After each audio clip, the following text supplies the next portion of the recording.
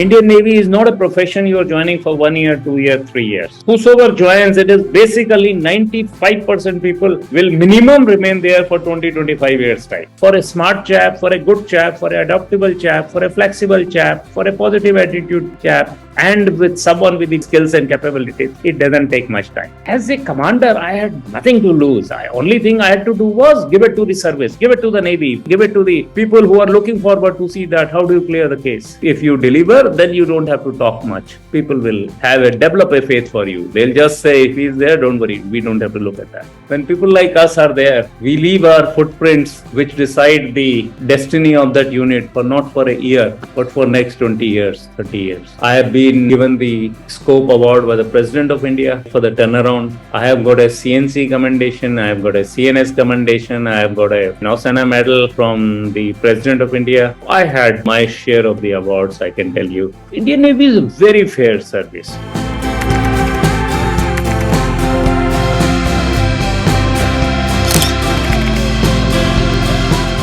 I am your host, Gaurav Garg, and we welcome all our viewers to our show, Amazing Mentor. Today with us is Mr. Shekhar Mittal. He was Chairman and Managing Director of Goa Shipyard, where yard has witnessed to a major turnaround within a short span of about 1 year, due to financial re-engineering and major policy changes instituted in the yard. He has worked with Indian Navy for over 33 years in various key positions and have looked after technical operations, maintenance, design, procurement, construction of new ships and submarines. He has dealt with multiple mega contracts at Ministry of Defence involving induction of state-of-the-art weapon, electronic and engineering systems, and ships from large number of foreign companies. He was awarded Distinguished Alumnus Award by IIT Kharagpur in 2016 and Nausena Medal by President of India for Distinguished Service. He is presently working as CEO of a private defence company at Mumbai with very ambitious target of growth. It's a pleasure to welcome Mr. Shekhar Mittal to our show, Amazing Mentor. Welcome, sir. Thank you. Thank you. How was your childhood and what all memories do you cherish from your childhood? Fortunately, our times, I'll confine to 9th through 12th period. I passed out my higher secondary in 1975. And I did my schooling in KB School, Faridabad. And Faridabad is basically at that piece of time, I'm telling you, early 70s, late 60s, right?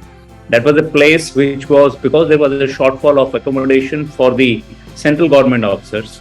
So basically, central government has created a large pool of accommodation for their officers at Faridabad.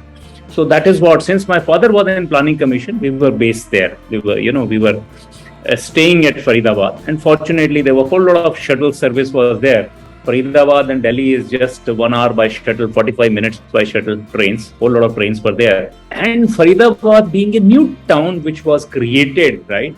So we had all sorts of space for ourselves. And we had a wonderful KV school because that was a planned city which was developed at that time. So there must be over, some 3,000-4,000 of houses created by the government for their employees who were based at Delhi but could not be provided accommodation there. And because it was a new planned city, the entire planning was beautiful. We had grounds all over, left, right, center, front of the house, rear of the house. We had big playgrounds. And same way, this school, KB School, Faridabad, fortunately, we had a big Air Force base also. So on one side of the road was the KB School, Faridabad, other side was the big Air Force, base was there. So basically, I have grown in that sort of an environment where we had a wonderful exposure, all extracurricular activities, and most of the time it was sports and every possible sport. Those days KB schools were very, very nice schools. And since they were meant specifically for the government officers' children, they had really taken in special care because the school has come up well. And it was rated as one of the top schools in the northern zone. So fortunately, I was blessed to pass out from a very, very good school with all possible facilities, all sorts of participation in extracurricular activities, and of course, a lot of sports. So that is how whenever I remember, my school life or my growing up there. So those are the things which comes to me. In fact, this great chap, Sunil Walson, was a 1 year junior to me who played that World Cup 1992 where we won, right? So those type of a stalwarts we had, and whole lot of them who did very well. Whole lot of players went to Delhi Ranji, right, to represent them, because the kids after passing out from 11th from Faridabad, 80% of them used to go to colleges in Delhi only. That was a standard thing. It was just by one-way journey was say about an hour and a half, including that after you get down from the train on the other side. So it was a convenient place to grow up. It was a good place to grow up. So that's how, certainly lovely memories. So what about your educational background, schooling and higher education? Basically, in school, I was interested equally in medical as well as engineering, because I had taken biology as well as maths. So I was open to both the sides, but my father was keen that I should join fast. Family was keen that I should. So moment I got selected in first of the colleges, first college I got my interview call was NIT Surat, and there it used to start first. And then thereafter it was Kurukshetra. But NIT Surat, moment I got the letter, immediately my father went and dropped me and I joined there. A month later, I got a call from Kurukshetra, but then I was settled very comfortably in Surat. We had a wonderful ecosystem there. So that is how. So I was there for 5 years in NIT Surat. Again, we had a wonderful, wonderful time. Surat, is one of the best cities in the country. And it is not now, it has got such a remarkable infrastructure. Even those days, I did my engineering from 75 to 80, basically in the electrical engineering, and I was almost second, third consistently, did well there.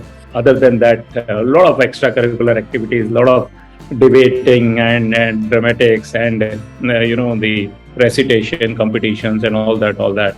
A little bit of a politics also. College life is full of all those things, and particularly the NITs have that sort of a thing. So certain amount of politics also, but it was a fun time, because particularly once you're doing well in studies, then I consistently used to come second or third in my class. So because of that, you are automatically accepted by the people around. So, and in our college, there was a whole lot of people, almost about 40% people used to fail also. But I was one of those types who was more focused in my studies. But certainly good time. Passed out. By the time I passed out, in fact, fourth year itself, I was selected by Navy in campus placement. And that was one of the best moments for me since I got selected. I was selected by ABB, these giants, right, besides NHPC, NTPC and all that. But since I got selected in Navy and I was exposed to the Air Force life in my childhood when we were growing, our house in Delhi was sandwiched between, on one side we had a principal of KV school, and on the other side it was a senior Air Force officer. So our house was in between the government houses, as I said. So basically I grew up in an environment of government service and military and things like that. So that was my upbringing. On the other side, all my relations and family, they were all in business. Because my family background, other than my father, everyone was in business. So to be very honest here, I was always more inclined towards the business, right? Then, of course, as a child, those days, there was not too much of exposure. And once your father tells you, parents tell you, you've got an admission, there's a wonderful line, please go and join. You jump and join. You say, jolly good fellow, and you cheers to whatever your parents tell you. That's how it is. So what about your dream profession as a child? One thing what one has to remember is those days there was not so much of exposure. TV had just come in, black and white TV. So TV also was largely confined to Chitrahar and the movies type, Sunday movies type. One doesn't have a time, and because we had so much of outdoor activities possible, right? There was no time for watching TV. And there was no Twitter and Facebook and things like that. So that way, not too much of opportunities and exposure. So what was I exposed to? I was exposed to the military, courtesy a very big Air Force base. I was exposed to, since my father was in planning commission, I was very well exposed to a government service. And on the other side, I had relatives, all of them who were in business. So certainly financially, since the relatives were always well off than what we were, financially, so I can say I was always more inclined to join the business. But my father had, being a typical government servant, straightforward, so he had limited financial means. And as a child, quietly one tends to compare how are your cousins doing and how are your other relations doing. I was inclined, but then I went to engineering. I started doing so well, and there was no time to think back. I was picked up by Navy. I was the only one from my college who was picked up from Navy. Being a topper, I had that advantage, right? And there used to be very little placement. But within that placement also, being in top, I could always get joined anywhere. So fortunately, Navy came my way, and moment you are the only one picked up, you feel you are made for Navy, and then I never looked back really. As a sincere chap, a dedicated chap, I said, this is what is my profession. I'm not going to look here and there. And for the time I was in Navy for over 33 and a half years, I never looked here and there. I was very happy with my job, very happy with my profession. So how was your experience and feeling when you were only selected from your college in Indian Navy? And what was the reaction of your parents? That was the moment. Basically, those days, India was doing well. India was growing.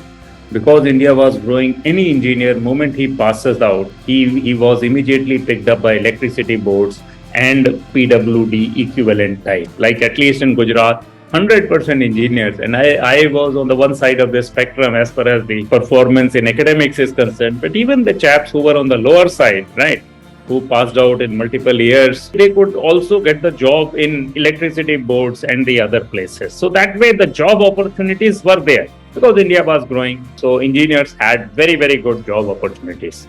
But naval career is always special. It certainly, and as honestly speaking, that was a life-changing moment. For a couple of days, I was so excited with my own friends, my closest friends. I was jumping around for half an hour, 1 hour.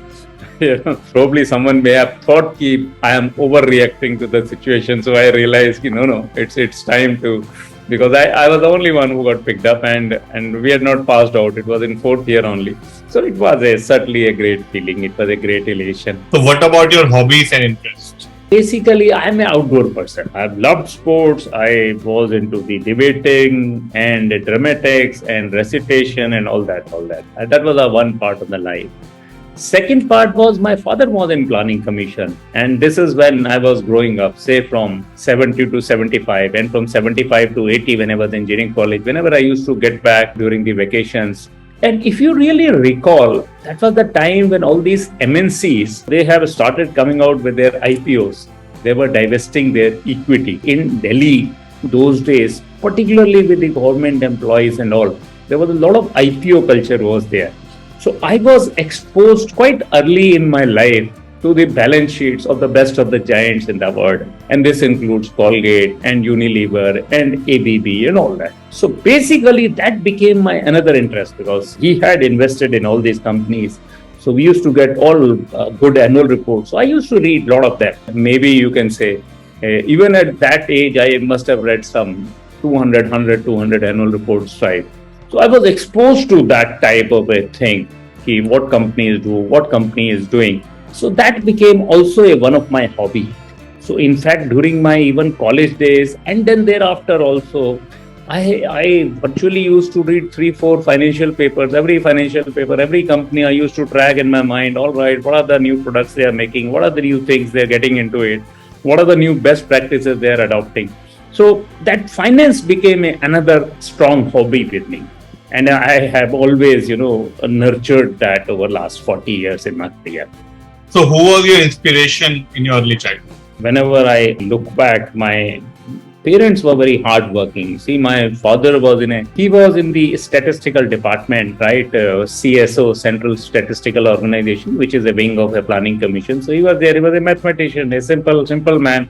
Right, and he used to work very, very hard, and same with my mother. So it was a simple upbringing. Basically, as I said, I was exposed to all these companies, good companies, doing good job. So that was one sort of exposure and one sort of they always used to leave impression. On the other side, I had a whole lot of relations who were in business and they were doing quite well. So I was basically influenced with and what used to give me a kick was, we have set up another 1000 megawatt, we have set up 500 megawatt. Any capacity at the national level which used to come up, it used to give me a kick. What people typically called a nationalistic fervor. So for me, my happiness was, all right, this is another project which has come up. This is another thing which is coming up.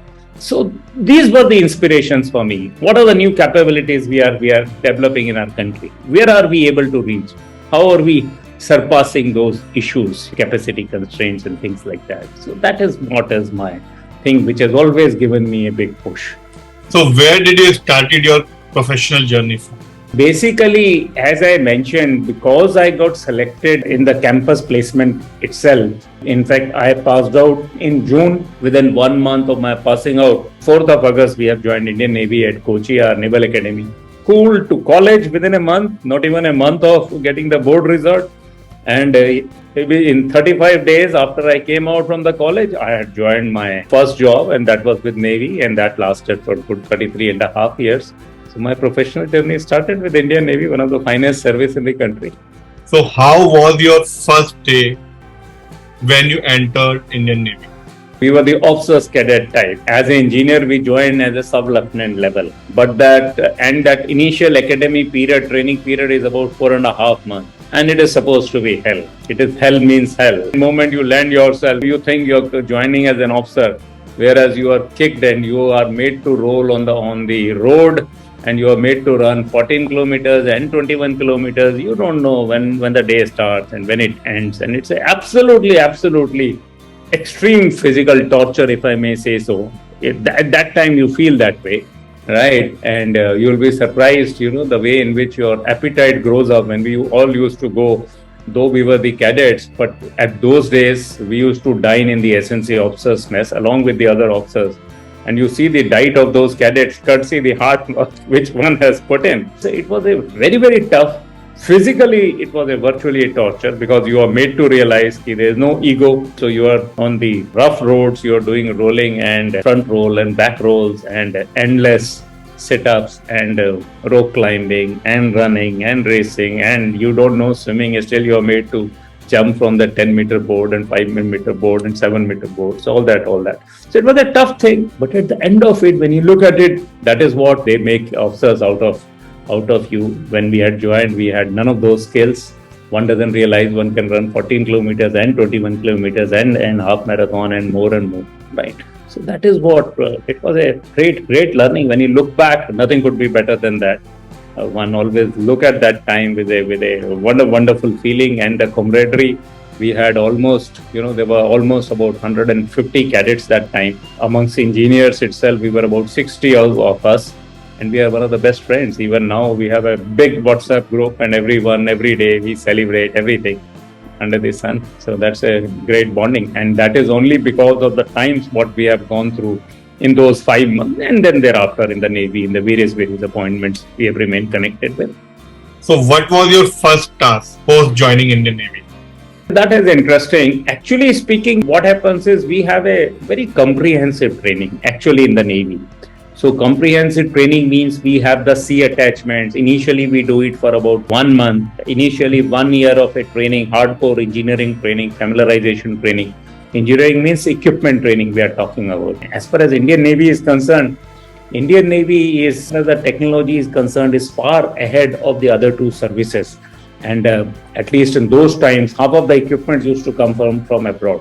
70% of the ships used to come from abroad. And then what is the challenge? Not only one type of technology, you have to absorb all possible technologies coming from all over the world. Whether it is from France, whether it is from UK, whether it is from Russia, whether it is from Germany, whether it is from US. And all the countries have got something specific to their technology. Basically, we have very extensive training programs. So it's the ship tenures what we do initially. I continue to do well in the Navy. There also I topped in my academic course, did very, very well. So as a result, I joined one of the best ships of those times, that was INS Taragiri. And Taragiri was the Leanders. And in Navy, better lot tends to get the better lot in the sense who have done well in their past track record as far as the academics is concerned, or academics, the naval courses are concerned, or otherwise thereafter based on your ACR gradings.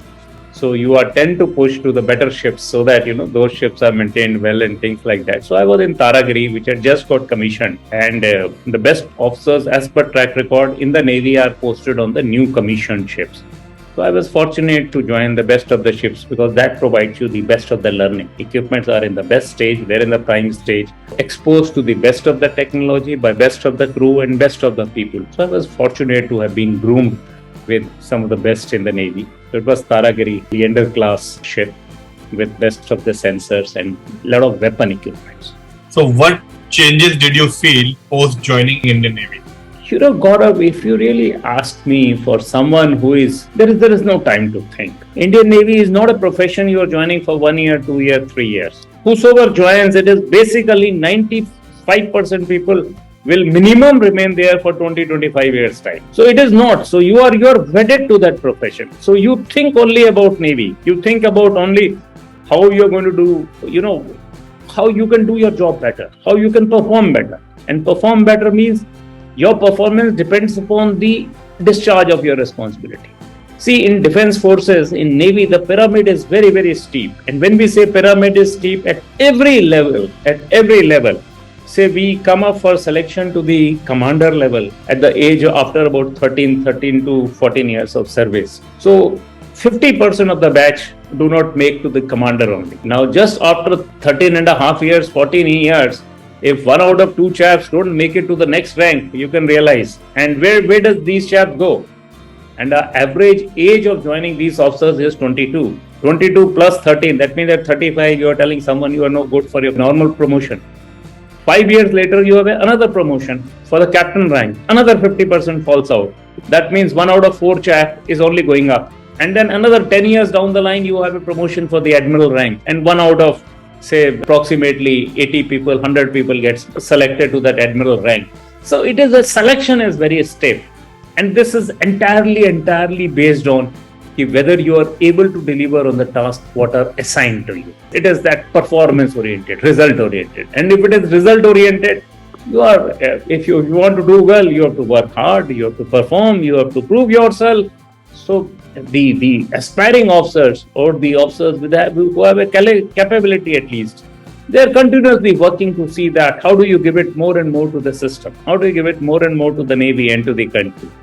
So you are wedded to the system. And that's how we have been able, the Indian Navy must have grown in last 30 years, 10 times. And it is because of this sort of a devotion by the officers who are mandated.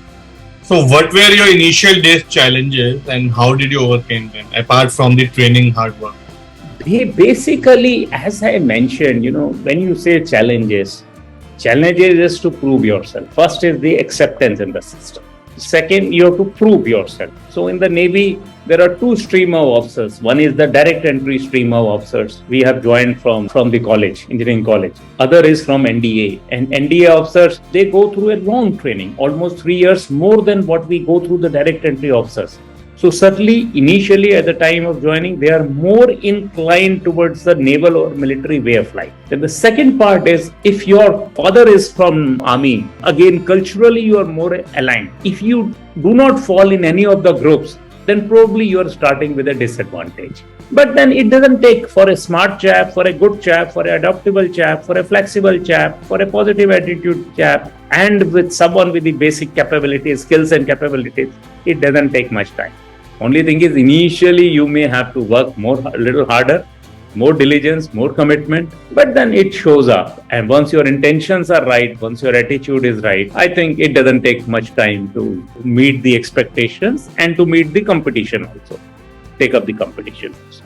So what were your roles and responsibilities as Director of Naval Design, IHQ MOD?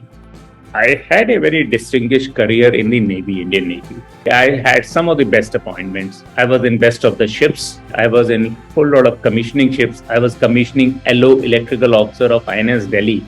And electrical officer means head of the department. That means all weapon systems, all sensors, electrical power generation, distribution, everything comes under me. So I am responsible for the upkeep, maintenance and running of that machinery.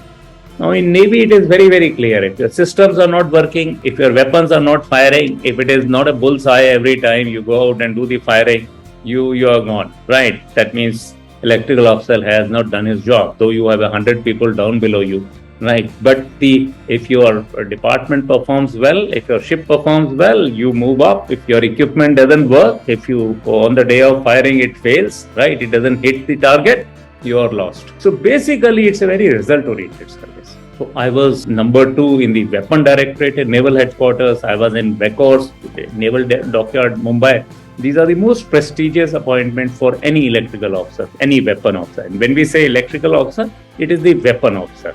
We look after the weapons, the upkeep and maintenance of weapons. So basically, whether it is records, whether it is, I said commissioning crew of INS Delhi, I was fleet electrical officer. We have two major fleets. The biggest fleet is at Bombay, right? It is called as the sword arm of the Navy, the Western Fleet. I was the fleet electrical officer. That means I was responsible for the performance of 50 odd ships which are there in the Western Fleet, right? Their performance of that. Each ship have got their electrical officer, but I was the sort of a boss for all of them. That means I am responsible. I am supposed to guide them to see that all of their systems perform and the performance is up to the mark. So that way I had the best of the responsibilities. And then thereafter I joined Design Directorate as the head, and Indian Navy has taken an early lead in the design of the ships. So it's one of the unique navies since we picked up our systems from the British Navy, Royal Navy, right, which had a design directorate. So we had also started the design directorate, and that was way back in end 50s or early 60s. And that is where the Leander program, which we made the 6 Leanders at Mazagon Dock Limited, right? So it was done under Directorate of Naval Design. So it is one of the key directorates which is responsible, or the directorate which is responsible for design and production of the weapon platforms in the Indian Navy. It is based at Delhi. It has its office at Kailash Colony. So I was the electrical boss there, right? It's a big directorate, so big officers, a large number of officers, almost about 100 officers. From the electrical side, I was the senior most officer there, who was guiding the integration, installation of the weapon systems. I was also looking after this Betwa Vyas frigates, which were being built by GRSC as a project director. And I was responsible for their delivery and commissioning to the Indian Navy. So there, wherein we installed first of the Barak system, first of the Alora system. So whole lot of exciting projects I did there. And each of these projects, they run in thousands of crores, right? Got sanctions for almost about 20,000 crores those times. So that was the time from 2002 to 2006. So very important projects as far as Navy is concerned, and which has a significant impact on my future journey also, how my career has progressed and otherwise in the Navy also. So which was the most challenging task of your professional journey?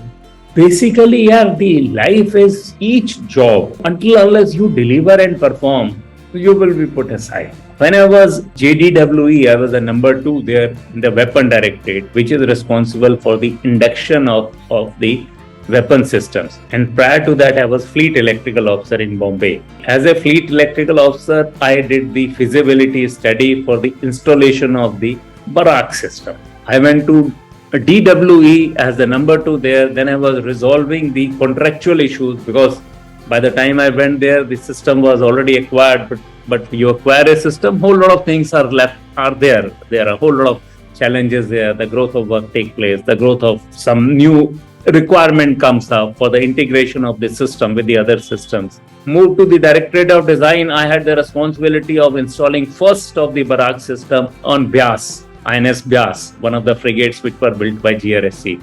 So right from induction to that, then I went for the factory acceptance trial, wherein we said, why are we struck with this Barak system? We should move over to the new generation Barak system, long distance Barak system. Fortunately, put up an excellent report which was accepted by the Navy, and therein the Navy went for the induction of this long range Barak system, which are being fitted on the new generation ships now. So you see, basically the Navy is a service where if you have done right, and when you look back 20 years down the line, 30 years down the line, you can see the various things, how Navy has evolved, and you can see your footprint at various places. The decisions, what you have taken, the reports, what you have submitted, what you recommended, what you fought for, ultimately has found its way. Basically, it is, if your vision is clear, concepts are clear, you don't have any agenda, you find the positive suggestions are accepted and they become a part of the system. And that is what gives you a maximum satisfaction. So if you are given an option to go into flashback and start your career as a businessman instead of an Indian Navy officer, what would be your answer? It's a very interesting question, but let me be very, very honest here. By my nature, I'm a satisfied man because fortunately for me, by appointments, if you see, I've been doing a virtually CEO type of a role, and very rarely officers get that type of appointments. But since I was looking after this project director in D&D, and then this was in 2002, and I had joined in 80. So that means 22, and I was just about 42 or so. From 42 years of my age in Navy, I've been doing a CEO job. I had cross-functional teams, and I've been enjoying. I generally draw the agenda and generally drive the agenda, and generally I'm a result-oriented person. Because I've been able to get what I want, I'm quite satisfied with whatever I have achieved in my life and whatever I have done. I have no regrets here. At one stage, you realize money is secondary. Those things were at the time of growing up in the life, because you were just making a comparison. In your plate there is a one ice cream, probably other chap might be having two ice creams, things like that, as a very, very young child. But then as you grow up, these things fall behind you. Those things don't really attract you.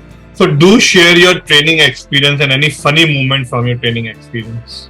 Training is a wonderful time in the life. You learn a lot, and our best training experience is the Naval Academy. And Naval Academy, first day you come, you thinking that you are joining as a sub-lieutenant, as a commissioned officer, and generally the whatever is shown to you in the movies and otherwise, and what I have seen of Air Force, they get a lot of help otherwise. And here we were made to carry our big box. We all had come those days with the steel boxes, and the steel box, we were told immediately moment we got on from a big 3-tonner. They used to call those big trucks, they used to call 3-tonners in the Navy. Right. So the moment we got down, we thought probably someone will come and help us with our luggage. And we were told, no, you take it on your head. Right. That 25 kg of big box, and you are made to take it to your cabin, which was almost about a half a kilometer. You don't know how you survive that particular moment. You come back. The moment you leave that thing, you are asked to report back in 10 minutes. You come back immediately running. And then you are told start with front roll and back roll and all that. So that first day itself, you realize, you had come under very, very false illusions, right? You're joining as an officer and you will have a luxury and all that. So it was a very, very different thing. But once you look back in the life, these are the memories which you treasure most. You love them and like them. So in your vast years of career life, you have been in different departments. Which one is your favorite and why? I'm very honest. I have enjoyed every bit of it. Actually speaking, the different job empowers you. And it is up to an officer to take that, to utilize that powers given to him for the benefit of the system, for the benefit of service. So whatever job I did, and there were a good number of jobs which were most difficult. People thought probably I'm never going to come out of that. And I make a fine success out of it. I remember, Sindhuvir, a whole lot of experience, if I tell you. There was a ship which was struck up for the want of a gyro spear. And gyro is the most critical part of a ship. And I was moving on transfer from Vizag to Visakhapatnam to Kochi. And the technical head of Visakhapatnam, of Eastern Naval Command, gave me that task, specifically knowing well I am going on transfer and I was doing well. So LO said, sir, you assign him the job, he will do that. Ship was stuck in harbor for 6 months. I was told, do something about how do we make this ship operational. And I took out a gyro spear from a decommissioned ship, installed on this ship within 15 days and make the ship operational and sailing. And when I went back and reported that to the technical head, who was a Rear Admiral, and that time I was just a Lieutenant Commander, he got up from his chair to receive me, something like that. So this type of things one can very rarely forget. Another incident I remember, we were offloading a refit of EKM submarine. EKM is one of the types of Russian submarines. We were offloading it to Russia.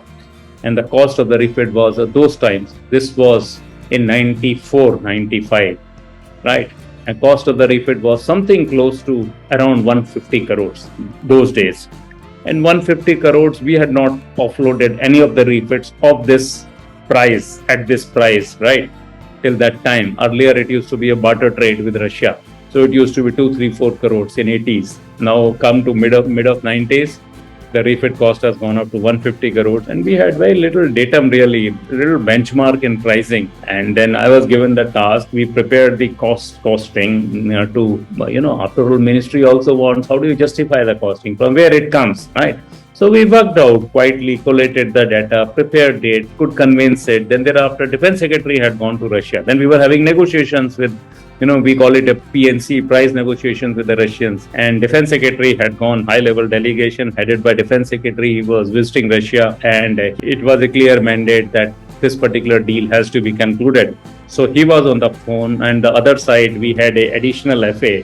And those days it was Mr. Joshi. So he was that additional secretary level, and I was sitting. Defense Secretary was on phone, and he was talking to additional FA, and I was sitting opposite to him. And there were 10 serials where the costing was given. And additional FA will seek my opinion. I'll give the opinion. And next day this was frozen and deal was done.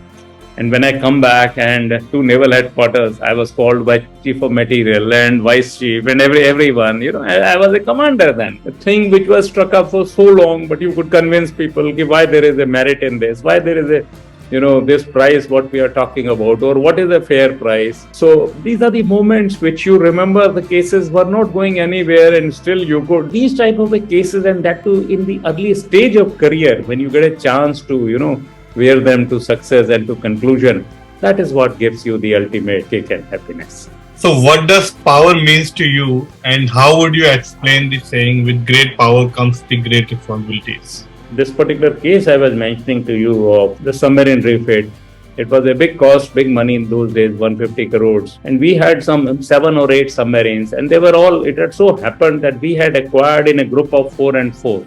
And if you acquired them together, now the refits were getting due for all these ships together. And we never had facilities for doing the refits in India.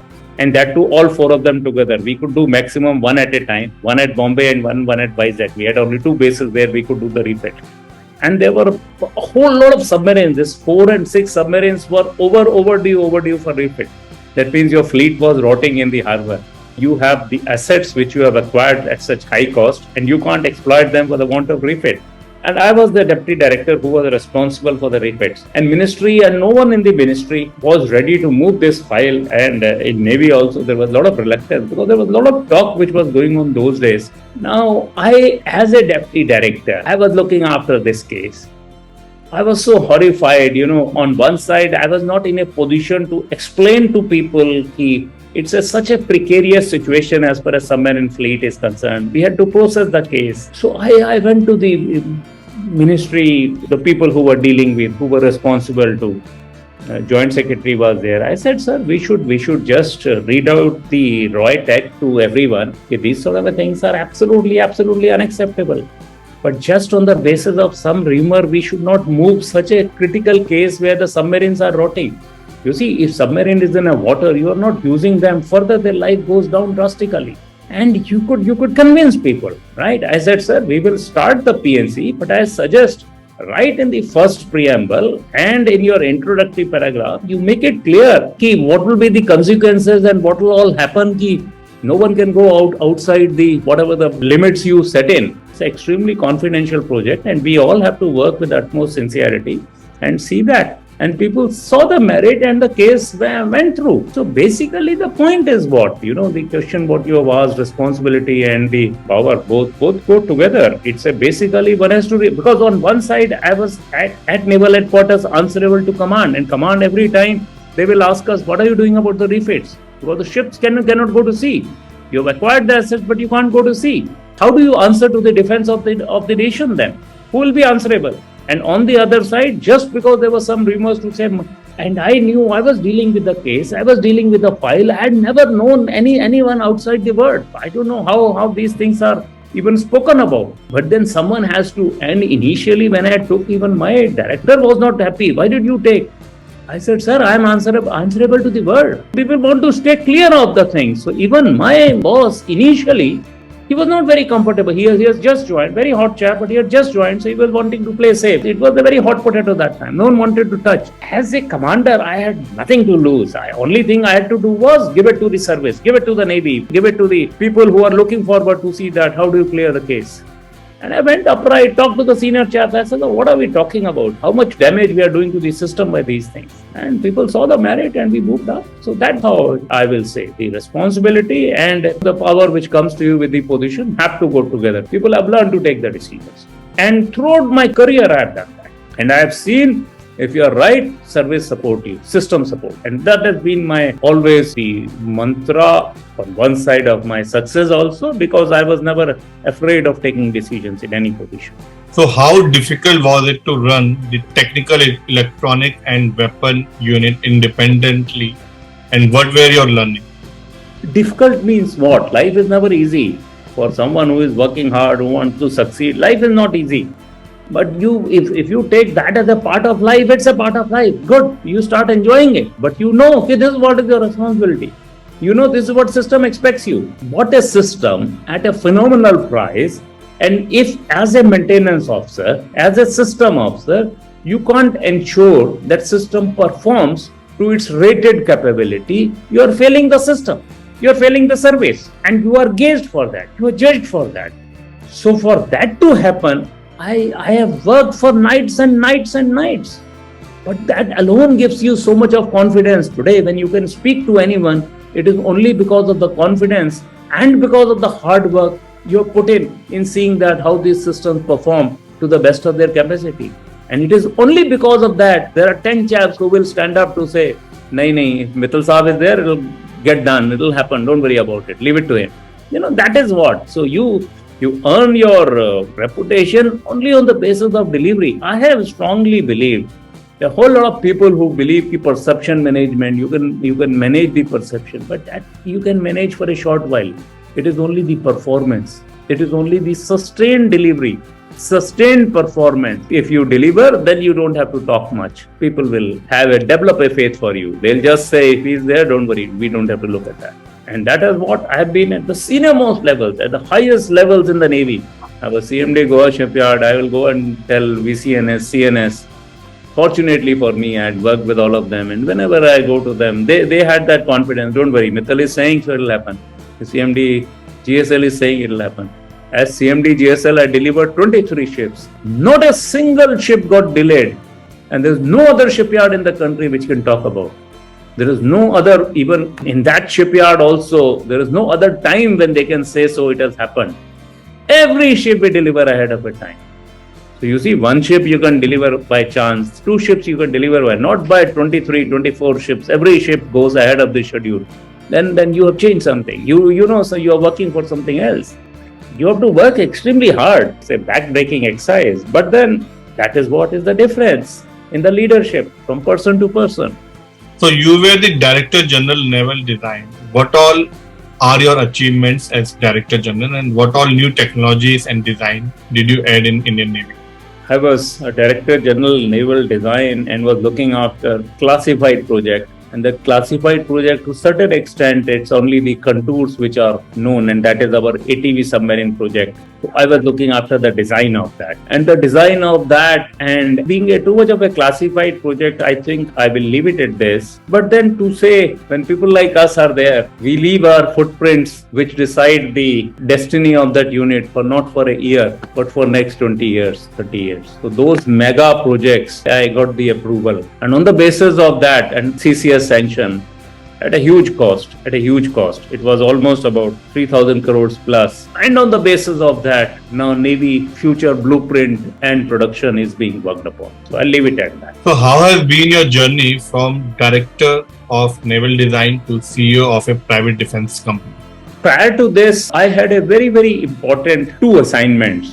One assignment, I was CMD of Goa Shipyard, and that was for 5 years. And that was a very, very defining change for me, for the Navy, for the system as a whole, because that is where we had set a totally different standards for the Indian shipbuilding. And that is where I mentioned 23 ships delivered ahead of the time. A typical OPV which was being built in 6 years, we could brought that time to from 6 years to 3 years. A major cost savings from a loss of minus 100 crores to 350 crores profit by the time I have left. From 2,000 crore order book to close to about 17,000 crore order book. We got a sanction for a extremely weapon intensive project 11356, which is being built by And these are very, very high capacity destroyers which are being built by Goa shipyard.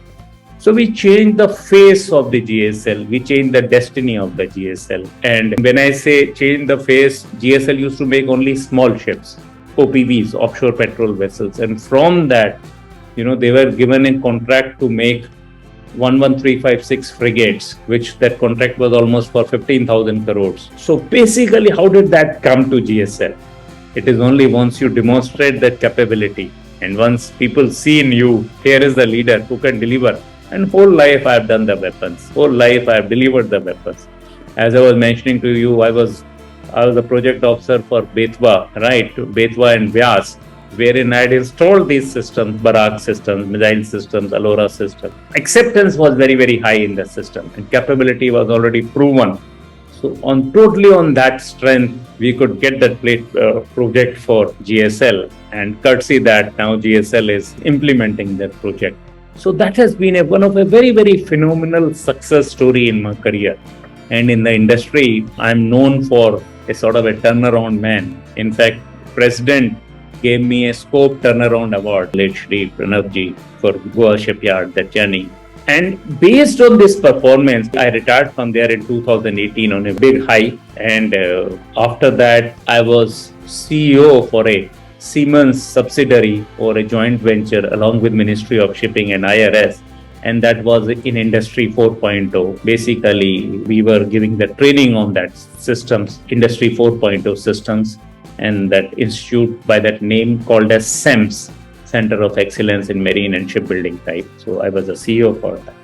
And then thereafter, based on my performance in GSL, I was picked up as member Public Enterprise Selection Board at the secretary level. Now that was the best recognition for the fine work, what I have done.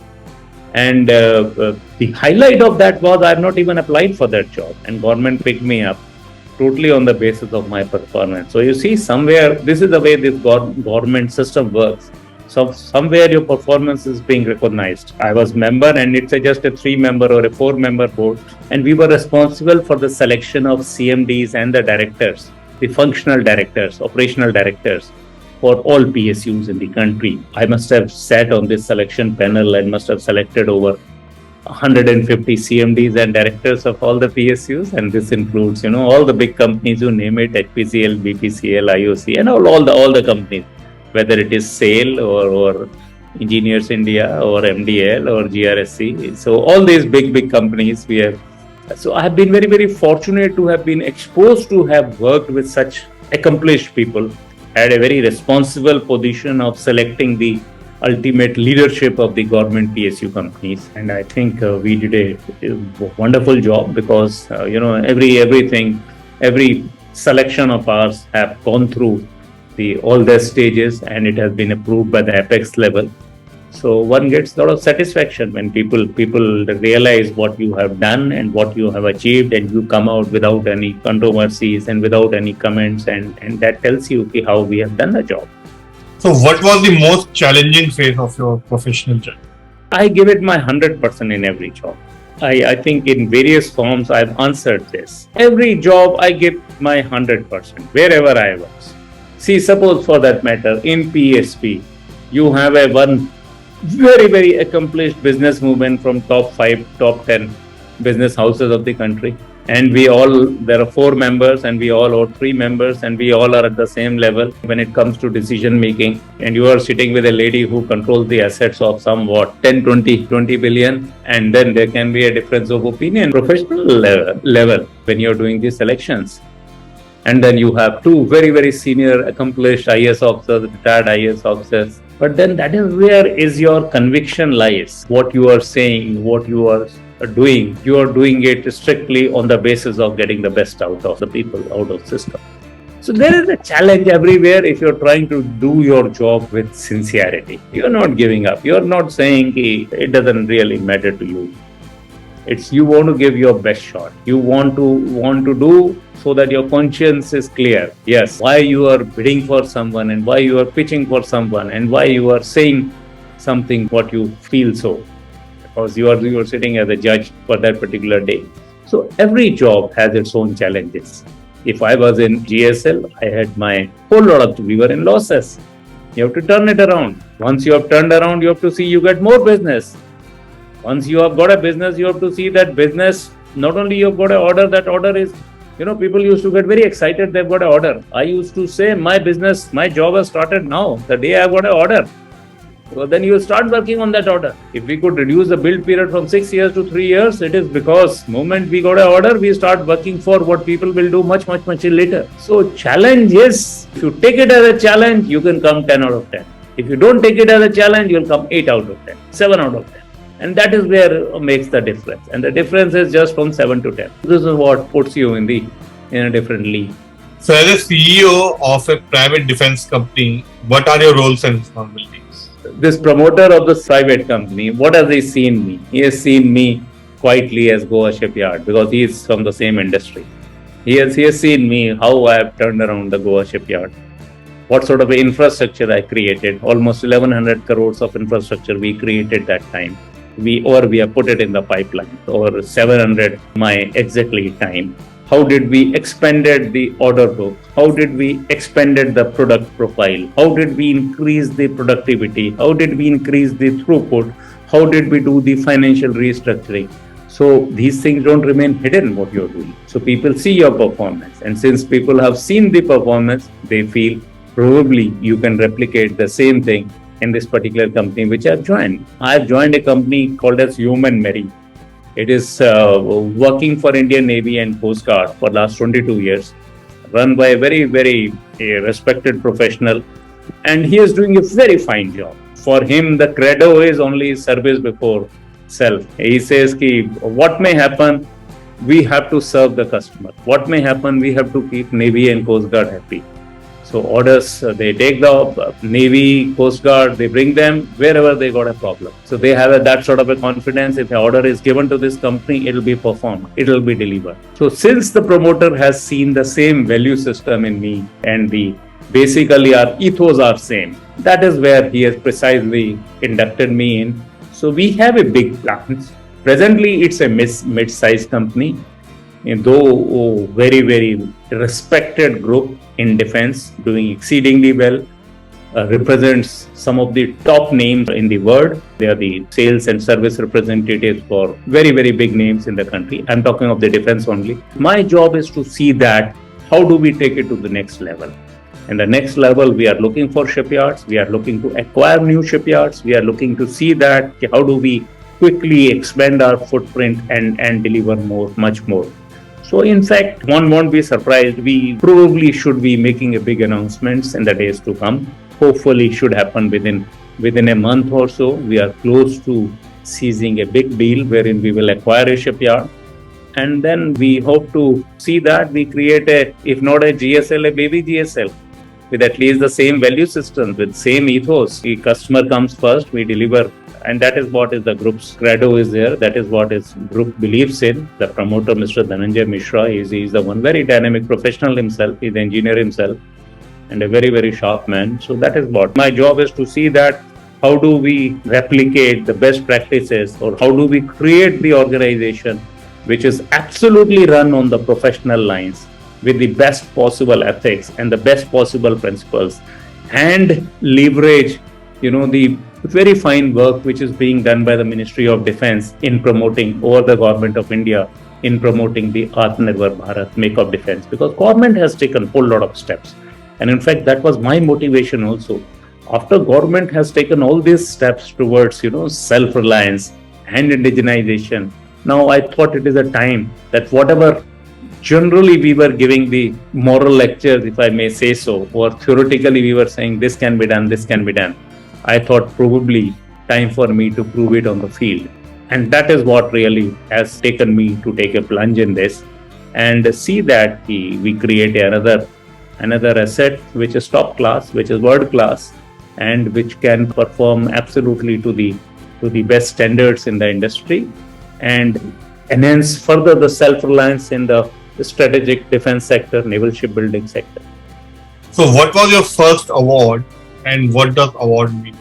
Fortunately for me, God has been kind, courtesy my performances. As I said, I was second in my engineering college. And then when it came to Navy in the electrical branch, in my courses, again, overall, I was first there. Overall in electrical equipment phase training and totally put together. And then thereafter, I went to IIT Kharagpur for my MTech. Again, I did very well. Thereafter, I got the best alumni award from IIT, which is a very, very unique model. And now I'm in their panel to select the best alumni type regular. I get the assignments for that. I have been given the Scope Award by the President of India for the turnaround. I have got a CNC commendation. I have got a CNS commendation. I have got a Nausena medal from the President of India. I had my share of the awards, I can tell you. Engineering Council of India Distinguished Best Engineer Award. So fortunately, I have been in the very distinguished league of the people who have got these very, very special awards.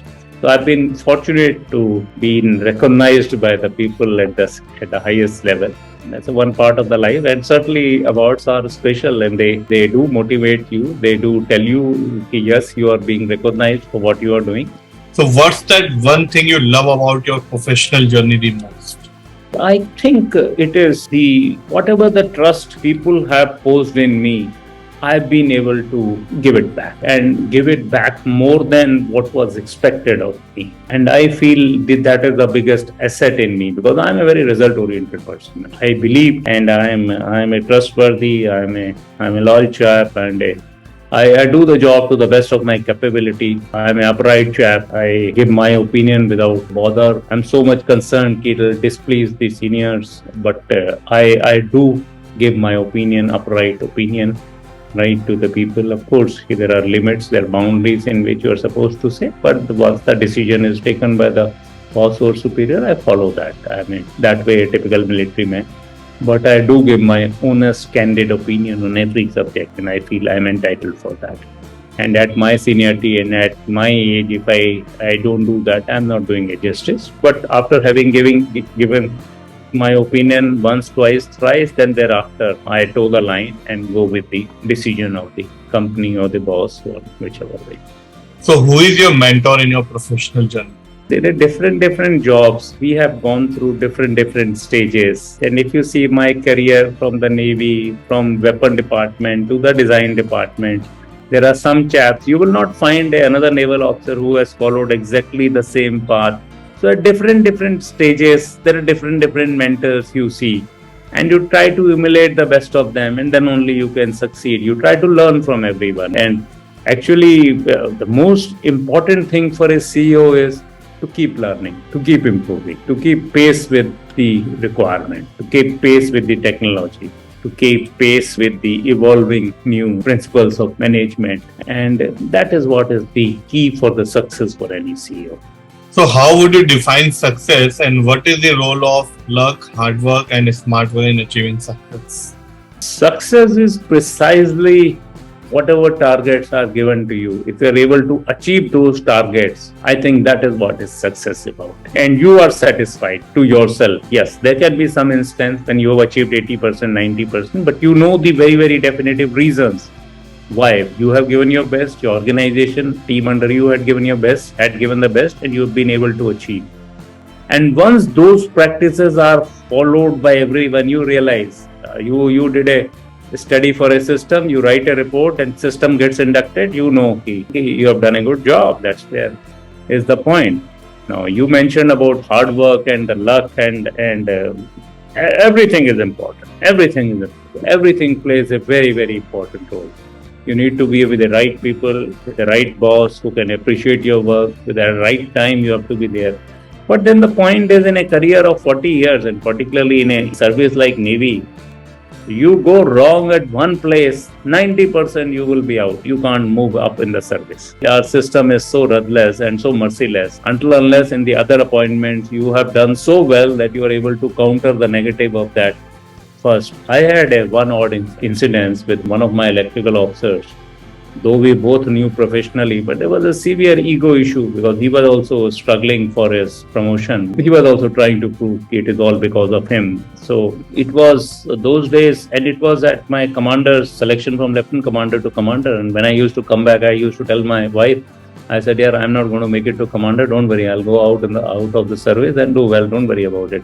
But God was kind, courtesy. Despite that report, other reports were much higher. So I could make it move forward. So luck has a play, but then you keep doing your work. So God does give you the other chances also. Probably. Certainly, but no one can deny that luck has equal proportion of success or equal weightage in your success. So what does leadership means to you, and according to you, what are the good qualities of a good leader? You have to be absolutely focused. So what are you looking for? What are you looking to aspire? And in a right way. You have to do the things in a right way that people can emulate you. You have to lead from front. You have to inspire confidence in the people. And you have to be result oriented. So the difference between a leader and manager as it comes out is leadership is doing the things in a right way. It is not just doing a thing. It is doing a thing in a right way so that people emulate you, people follow you. The future generations will follow you. The standards what you have laid. Then this is the template to be followed. And then you look for the right results. And that is what is leadership all about. Do the thing, do it in a right way. Do it in an ethical way. Do it in a way that people can exactly follow the template what you have done. That is the leadership is all about. You have to be result oriented. You have to be compassionate. You have to be empathetic. But same time, you should be able to deliver the results. For me, leadership is also the results. But yes, do it in a right way. Do it in a professional way. Do it in a way that it can be replicated if the same model, same template is followed by someone else. So there has to be a system, a systematic way of working when it comes to a professional leadership. So how do you make work-life balance? It becomes very difficult for top leadership. So it's not an easy thing. It becomes very, very difficult. Your job demands you to work for 14 hours, 16 hours. I don't know for how many years I won't have taken any leave, or I would have taken just about a week leave. For many years now, for many years. The day I retired from Navy, next day I was with GSL without a 1 day break. The day I was out from GSL, next day I was in another company, SEMS, not a 1 day break. The day I was out from SEMS, next day I was with the Government of India as a member Public Enterprises Selection Board. The day I was out from PESB, I am with the Yeoman Marine. Not even a day's break anywhere. There's no day's break involved. When I came out of the PSB, I had 3 months of my accumulated leave. In an establishment like PSB also, no one would have stopped the leave. But at your senior positions, you don't have that luxury of even asking your bosses, if my entitlement is this, can I go? You don't want to. You don't feel that way. Because yes, system, 3 members can interview, 2 members can interview. That's all from my side. So how to join Indian Navy and what are different options and ranks? As far as the officer level is concerned, where I'll focus, one stream is through the NDA, and NDA is after 10+2. So there, whether it is the executive branch or the engineering electrical, everyone can join through the NDA. The other branch is for the engineers. Now there also, through the UPSC, they conduct the examination, and if you are selected, then we have a academy at Azimala, and then you go through the engineering. Navy only makes you do the engineering, and then thereafter you join. So these are the 2 basic branches, basic routes for joining the Indian Navy. And then you have a short service commission. Short service commission is for basically about for 15 years or so, and then thereafter, for some of them, if the vacancies permit that time, they still pick up some officers. Otherwise, you can come out then after doing your 15 years. And then 15 years, Navy has given you so much exposure, you get easily a job outside. That's how it works. So what advice would you like to give to young officers who have just joined Indian Navy? Indian Navy is a very fair service. It's a very fair service. In armed forces, there is no second chance. Enemy is not going to give you a second chance. So you have to put your best foot forward. You will do very well. Service will recognize you. Service will give you excellent opportunities. Service will give you lots of responsibility. But it is up to you to prove your capability, prove your mental. And that comes with hard work. That comes with the training. And that comes with continuous learning. So you will have to be at your job to see that how well familiar you are with the system and how fast you are familiar with it. You do well, you will be very well rewarded in form of the higher and higher responsibilities. And each of the responsibility brings higher perks also, higher positions also. So what all are do's and don'ts you suggest while preparing for Indian Navy examination?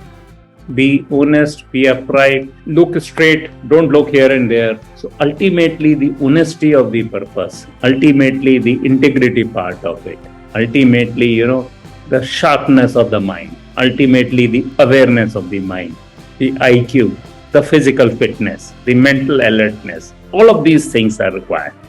So be a upright man, be a correct man, think correctly, you'll do well and you will get picked up. If luck is on your side, God is on your side too. What would you like to say to graduates who are just entering their professional journey? Basically, there are a whole lot of opportunities, and particularly in the engineering field, particularly in the software field, particularly in the manufacturing sector, there are a whole lot of new things which are coming up.